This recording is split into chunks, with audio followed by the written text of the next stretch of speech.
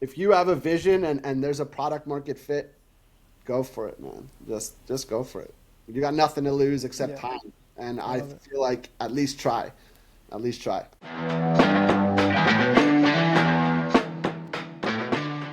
All right, here we go, Jacques. We're live. Welcome to another episode of the Constant Sports Podcast. And community members, we're excited to have another episode here.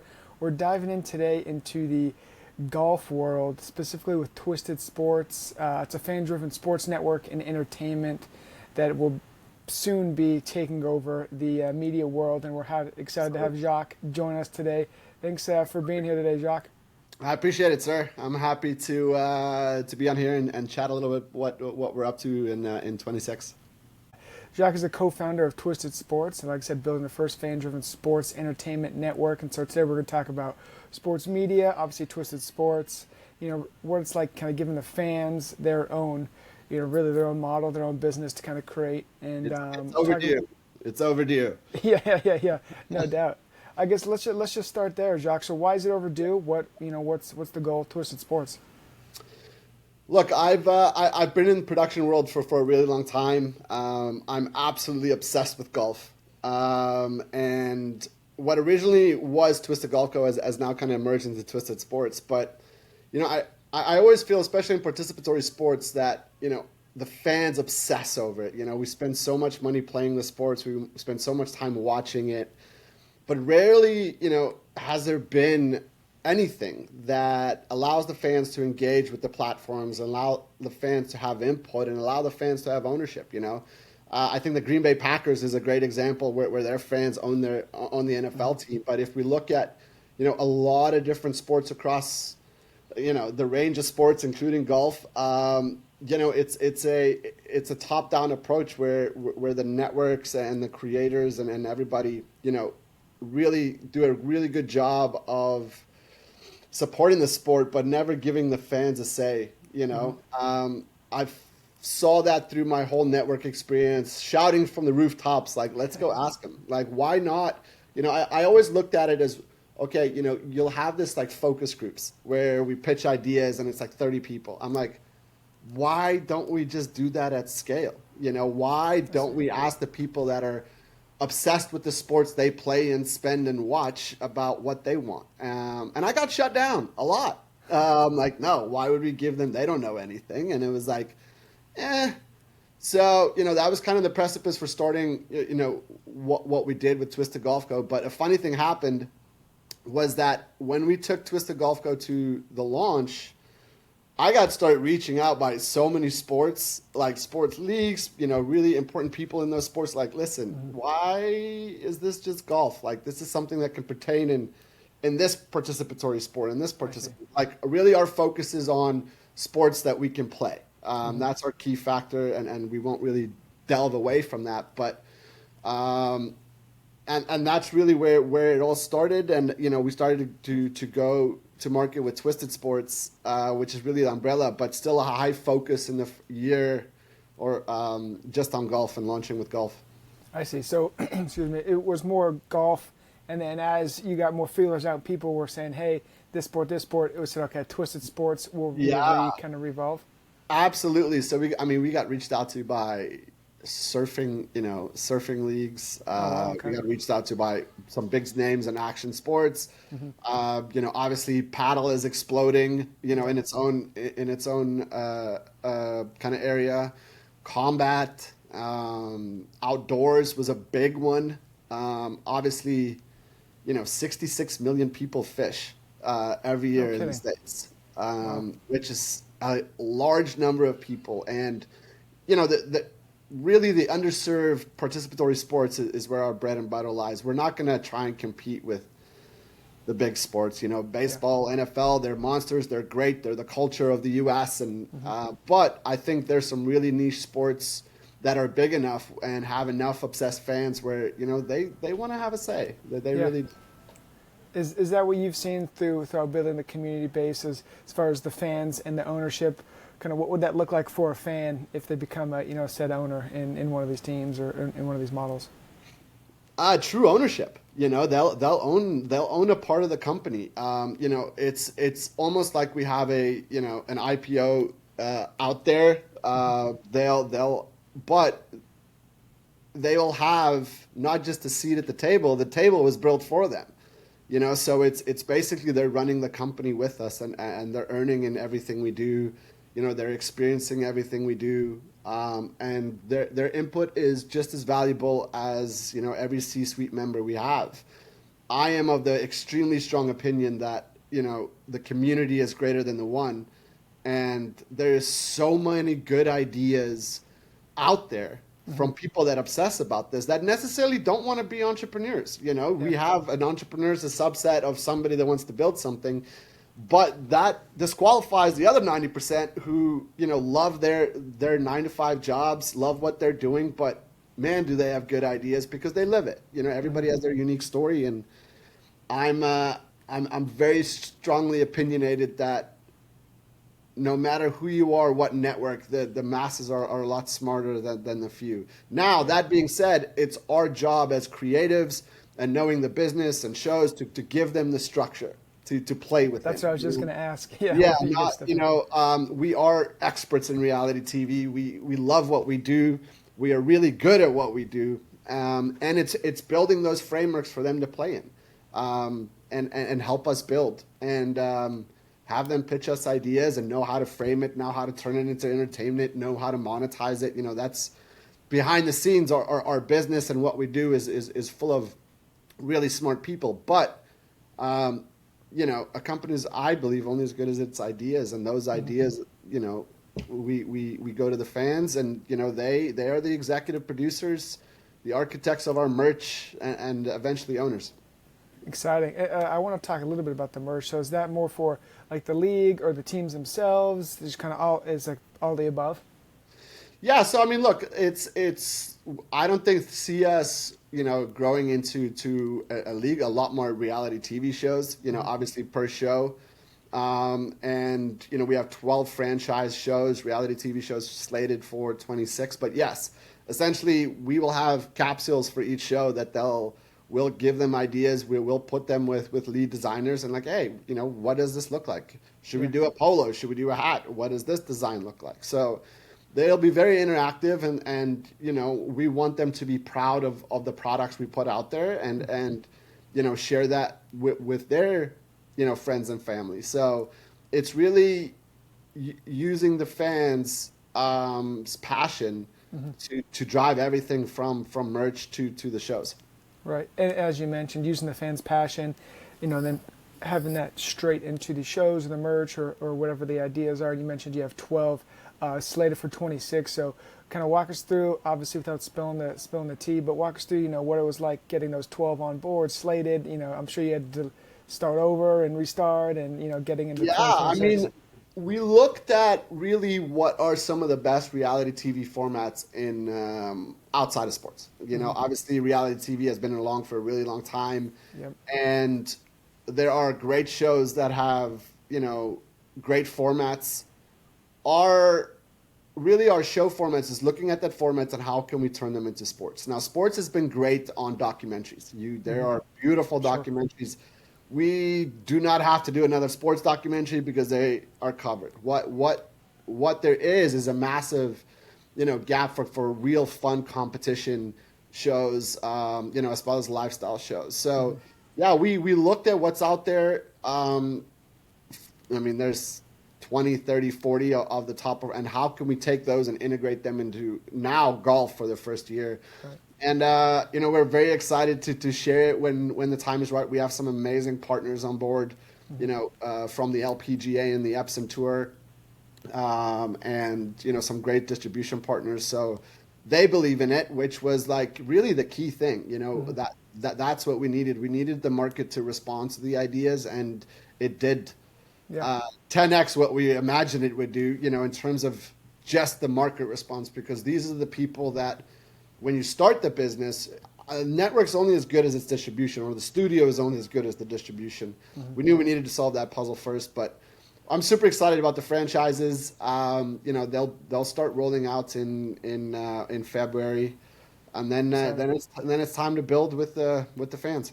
Yeah, looking forward to it here in a few months. And I always like to ask, the founders and entrepreneurs, everyone has like this idea, but then until you get feedback of, oh wow, this is actually this might work. So what was that moment like? You mentioned kind of the distributors saying, hey, and then the market research. Were there any other moments that you guys were sitting there and people were said, this is a good idea, let's keep rolling? Yeah, I mean, you have to look at who's in your market and who's the players, who are the movers and shakers that actually move the needle. And it could be an organization, it could be a distributor, it could be talent, in entertainment.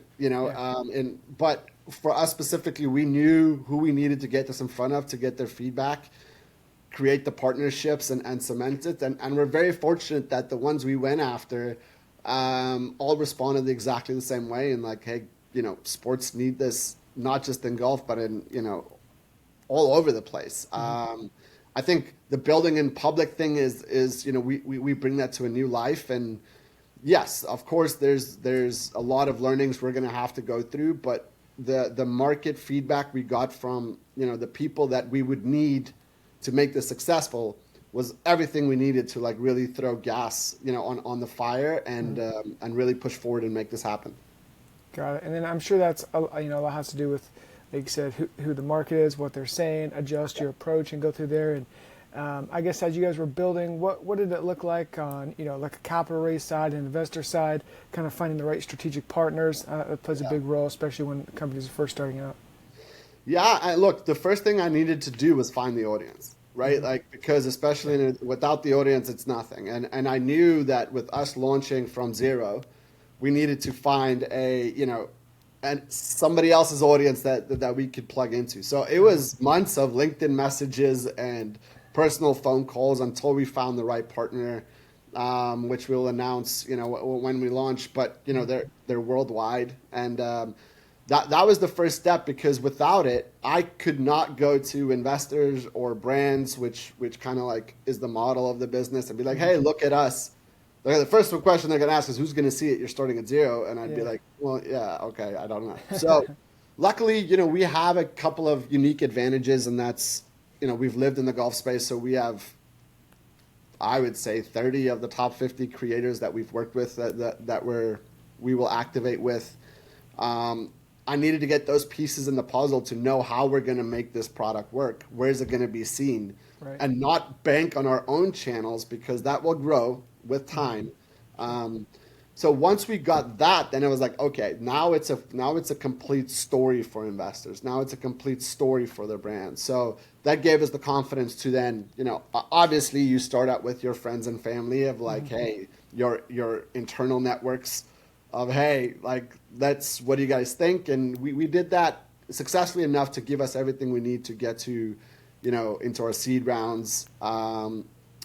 And that's when it becomes tricky, because as a first-time founder, I've run businesses before, successfully, unsuccessfully, but I did not know, the intrinsic nature of how hard it is to raise money when you don't have the institutional knowledge of what the investors are looking for. And really surrounding myself with people that have done it successfully and not thinking, because there's so many structures, there's so many things you need to have in place for investors to take you seriously, from something as simple as how your company is structured. What's the basic MO of the layout of your company. I had to learn what term sheets are and, subscription agreements and cap tables and the work. So I really took a lot of time in educating myself and reaching out to people that have done it successfully and just asking them like, hey, can I take you to lunch?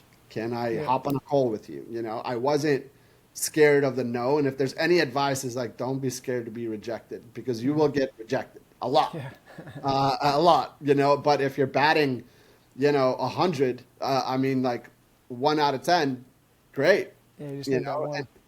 Just need that one. And don't be scared of rejection, because it happens. And it's not, a lot of the times it was never nasty rejection. Like, oh, this is like, people aren't really like that. It's more like, hey, I'm just not interested. And that's okay. Right. Yeah.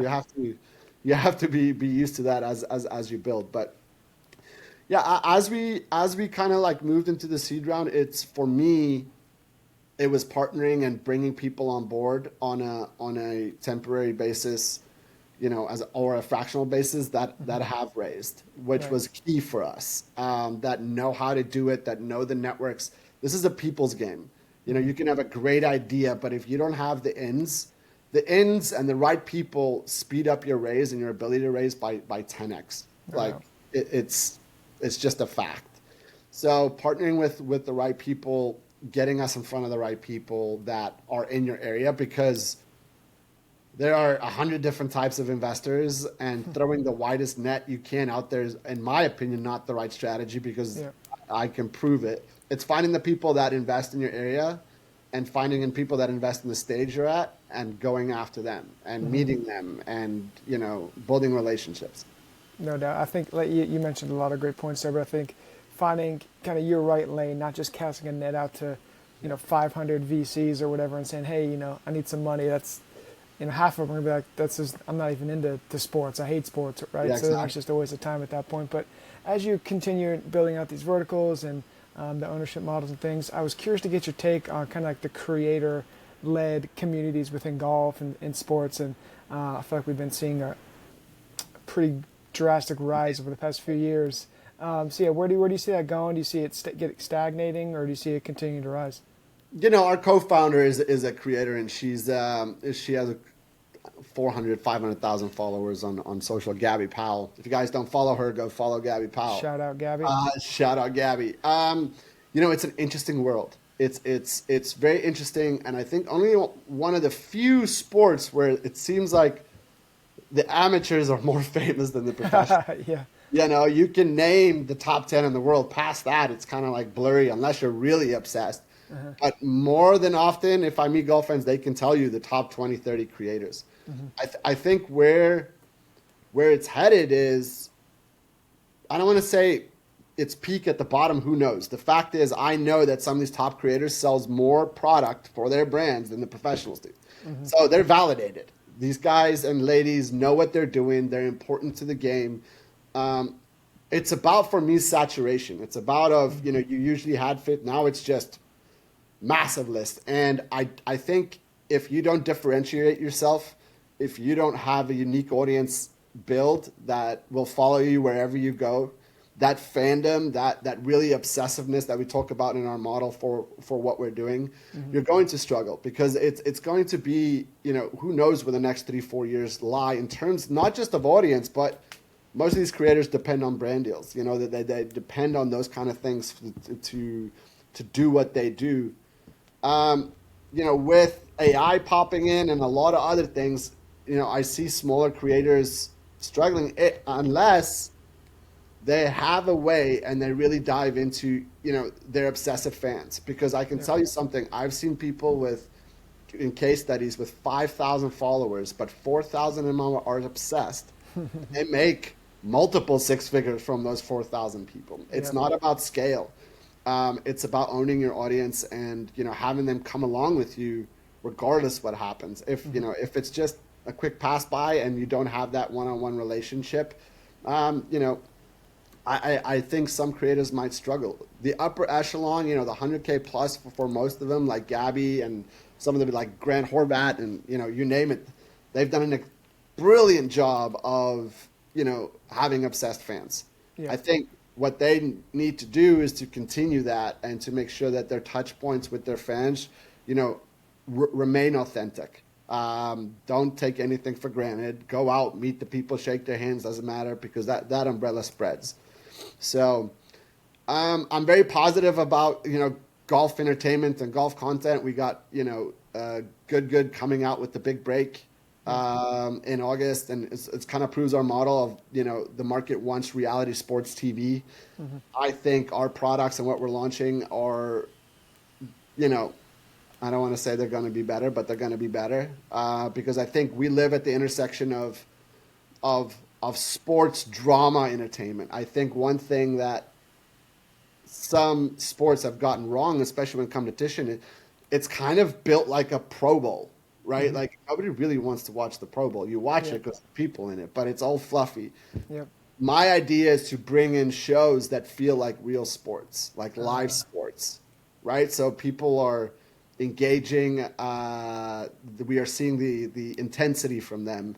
not just, laughing around and having fun. Of course, that's important, but it's a lot more about, let's call it live sports entertainment reality.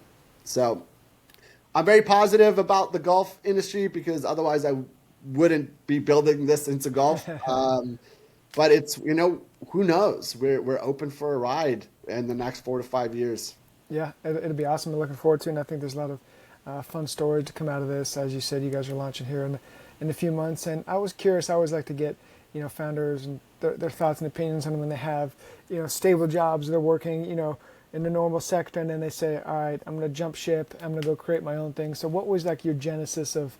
I know you mentioned you were screaming from the rooftop saying we need to get the fans involved, and the fans involved. Is that what you just said? I see the market, and it's time to jump in. Yes. And to be honest, I wish I took it a little bit more slower than I did, because you don't know what the timelines of these, things can take. It might take 3 months and you hit and you're off to the races. But having something to fall back on and starting it with, take weekends, take nights, then take 1 day, 2 days.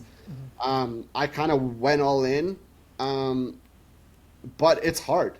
With building it, you feel like you take 2 steps forward, 3 steps back. And your day starts off great, full of energy. I'm going to rock the world. By the end of the day, you're probably in tears by like just all the things that are thrown at you. And that's just, that's truthful. That's especially, in the beginning, it's generally just you.